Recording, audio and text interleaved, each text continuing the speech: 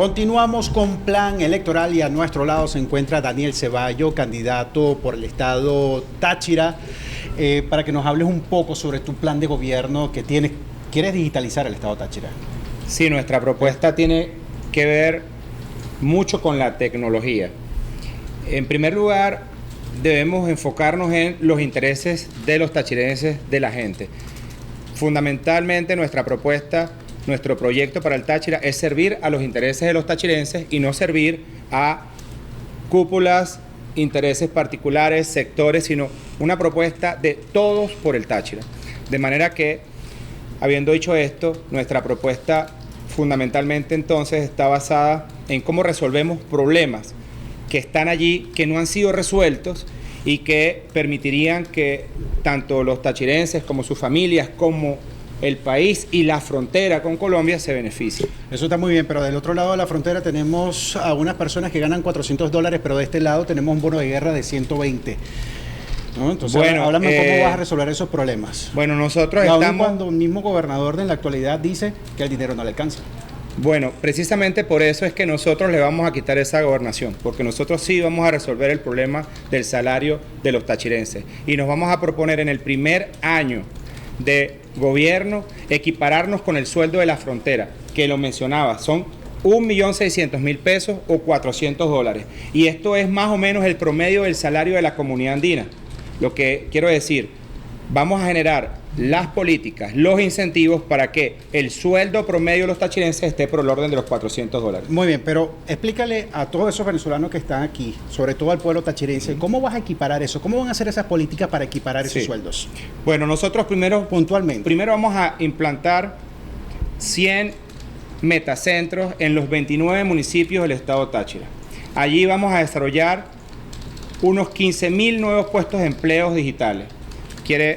Quiero decir, diseñadores web, personas que se encarguen de hacer teletrabajo, profesionales que hoy pudiesen desarrollar trading o trabajar sobre atender el mercadeo de productos agrícolas, productos artesanales, productos que hoy pudiesen estar yendo hacia mercados nacionales e internacionales y que por falta de este tipo de impulso no aparecen publicados, no tienen marca. Eso forma parte de unas 15.000 plazas de empleo dolarizados que nosotros vamos a impulsar en estos 100 metacentros.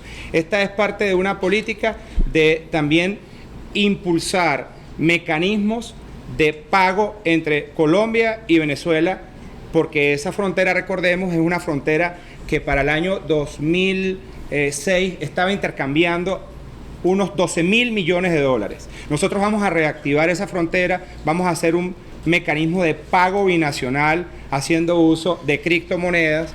Estamos impulsando una propuesta tecnológica que permitirá que esto que estoy anunciando acá, que esto en lo que estoy empeñando la palabra acá, va a ser realidad en el primer año de gobierno. Un salario para los tachirenses equivalente a el de la Comunidad Andina de Naciones. Ajá, candidato, pero ¿cómo va a ser para equiparar eso? Porque no me ha respondido a la pregunta. Sí. ¿Cómo lo va a equiparar y cómo se va a poner de acuerdo en este intercambio comercial con el norte de Santander? Bueno, la frontera está abierta, pero el comercio es informal. Quiero decir, hoy en el Táchira se vende gasolina colombiana a $1.2. ¿Cómo vas a parar eso? Nosotros vamos a formalizar el flujo de ese combustible para que esa gasolina sea importada con empresas debidamente formalizadas y que vayan a estaciones de servicio que hoy están Tendrías que sin ponerte gasolina, de acuerdo con el gobierno nacional. Por supuesto, pero una cosa es ponerse de acuerdo con el gobierno nacional y otra cosa es depender del gobierno nacional. Nosotros como una entidad federal autónoma vamos a llevar políticas en lo local y en lo fronterizo que destranquen la economía. Te hablaba del combustible, porque ese combustible que hoy se paga a $1.20 es un combustible que si se formalizara el mecanismo que se tiene allí informal, con controles, con matracas, nosotros pudiésemos llevarlo a 0.70 centavos de dólar. Eso impactaría en la estructura de costos de los agricultores, de los artesanos, de los empresarios. 0,50 lo que cuesta el litro de gasolina. 0,50 cuesta el litro de gasolina venezolana. En el Táchira es muy poca la gasolina venezolana, por eso compramos gasolina en Colombia.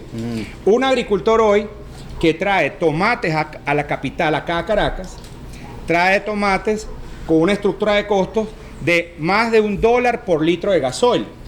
Eso significa que usted, querido Gerardo y estimado Roseliano, tiene que pagar un tomate con sobreprecio porque allá en el Táchira estamos pagando gasolina a 1.20.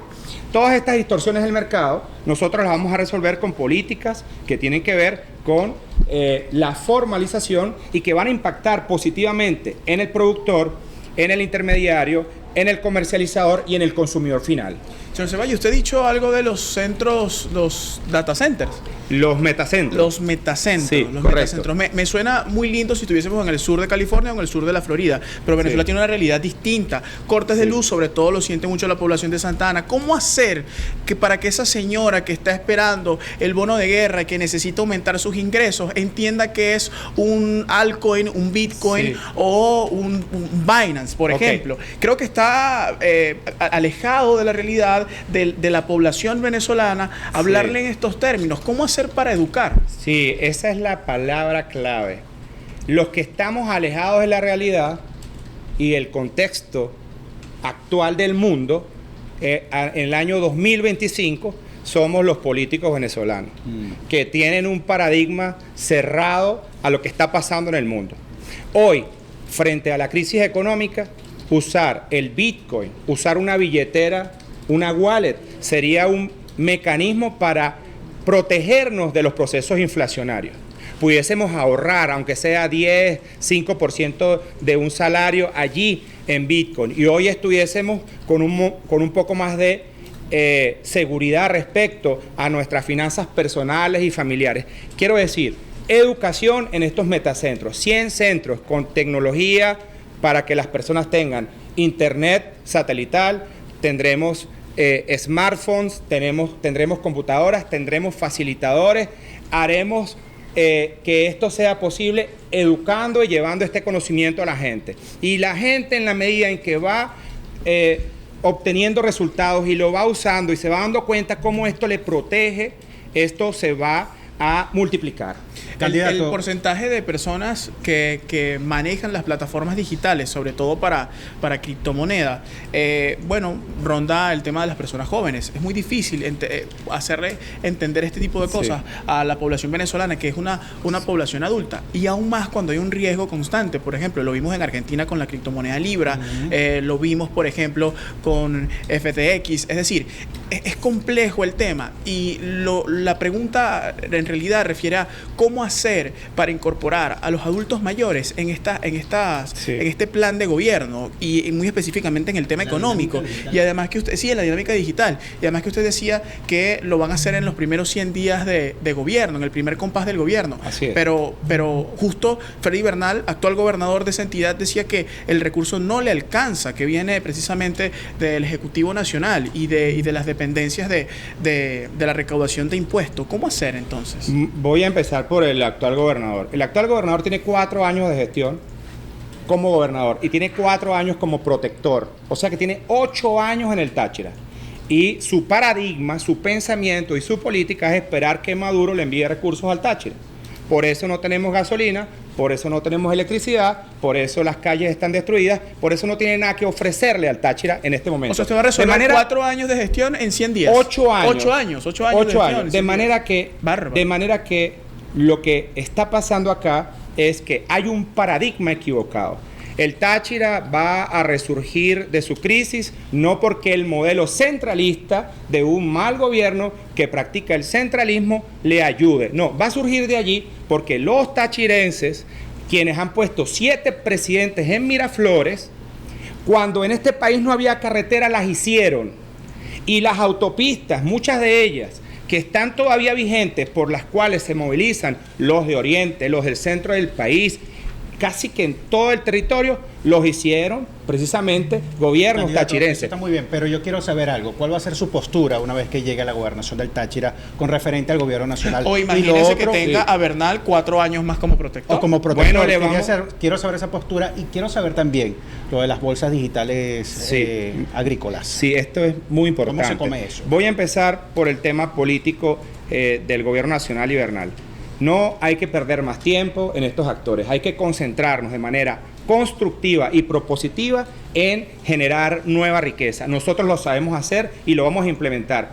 Repito, en los 100 primeros días estaremos impulsando 15.000 nuevos puestos de empleo y en el primer año vamos a estabilizar un sueldo a $400 en el Táchira.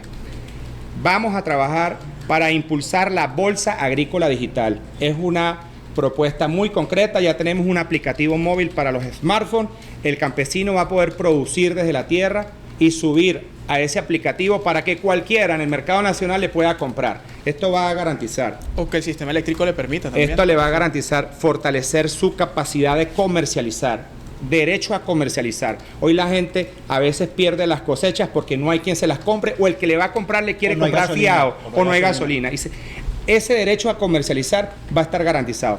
Va a estar garantizado el derecho al pago, porque una vez que el contrato inteligente cierra la operación, congela los fondos del comprador y una vez que el productor entregue, se deposita el dinero en su billetera. Esto también va a impactar directamente al consumidor final.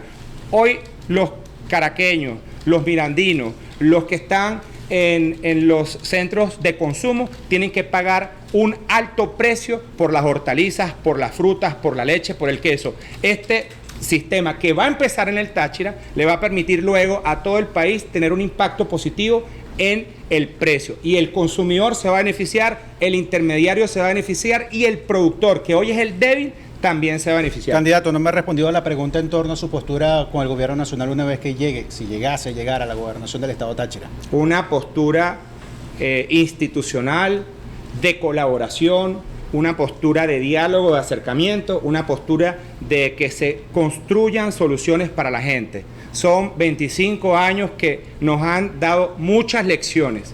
Es momento de trabajar por la gente. ¿Quiénes nos han dado lecciones? ¿Y cuáles? Bueno, creo que has aprendido en lo muy personal, yo fui 5 años a la cárcel y creo que puedo dar fe hoy de una actitud no de venganza, no de ir por la cabeza de nadie ni a perseguir a nadie, sino de reencuentro, reconciliación y transformación, porque es la gente la que está esperando esas soluciones. Me parece interesante y ya vamos a culminar esto, que usted traiga a colación el tema de su estadía en la cárcel, porque hace par de semanas yo precisamente estuve en una rueda de prensa que usted dio y un periodista le hacía la siguiente pregunta, le decía, ¿qué posición tiene usted en torno a la propuesta del Ministerio de Relaciones Exteriores de El Salvador sobre canjear venezolanos por venezolanos, algo sui generis, algo impensable en algún momento, pero que es una propuesta, cambiar precisamente, no sé cómo lo puedo dominar usted, si políticos presos o presos políticos, pero independientemente de eso, hacer un canje con los más de 250 migrantes que están en el centro de detención. Y su respuesta no dudó, usted dijo no. ¿Por qué no? Dije no a un canje de seres humanos como si fuesen mercancías. En eso no estoy de acuerdo. Pero sí estoy de acuerdo con que existan liberaciones, con que esos ciudadanos vuelvan a sus hogares, tanto los que están en El Salvador, como los que están presos en los Estados Unidos, como los que están presos en Venezuela.